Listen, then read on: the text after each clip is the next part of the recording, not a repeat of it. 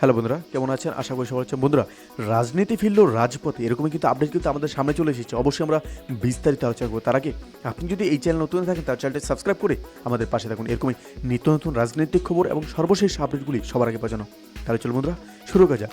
দ্বাদশ জাতীয় সংসদ নির্বাচনের পর প্রথমবারের মতো কর্মসূচি নিয়ে রাজপথে মুখোমুখি শাসক দল আওয়ামী লীগ ও রাজপথের প্রধান বিরোধী দল বিএনপি।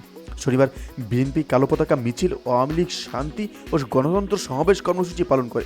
নির্বাচনে অংশ না নেওয়া বিএনপি এখন নতুন কর্মসূচি নিয়ে নেতাকর্মীদের উজ্জীবিত করার যে পরিকল্পনা নিয়েছে, রাজপথের নিয়ন্ত্রণ হাতে রেখে সেই পরিকল্পনা রুখে দিতে প্রস্তুতি নিয়েছে আওয়ামী লীগ।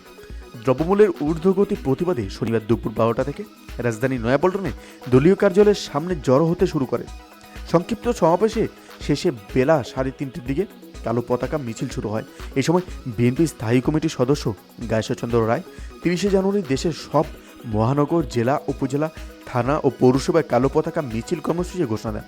অবৈধ ডামি সংসদ বাতিল ও নির্দলীয় নিরপেক্ষ তত্ত্বাবধানের সরকারের অধীন জাতীয় সংসদ নির্বাচনের দাবিতে এই কর্মসূচি পালনের ঘোষণা দেন তিনি।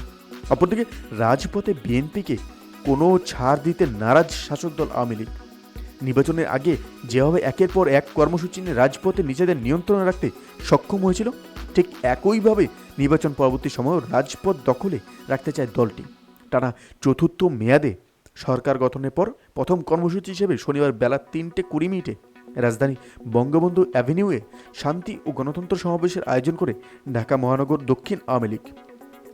শান্তি ও গণতন্ত্র সমাবেশে মহিলা আওয়ামী লীগের সভাপতি মেহের আফরোজ চুমকি বলেন, আওয়ামী লীগের দুর্ভাগ্য, সারা জীবন সংগ্রাম করতে হচ্ছে গণতন্ত্রের জন্য। বিএনপির গণতন্ত্র পছন্দ নয়।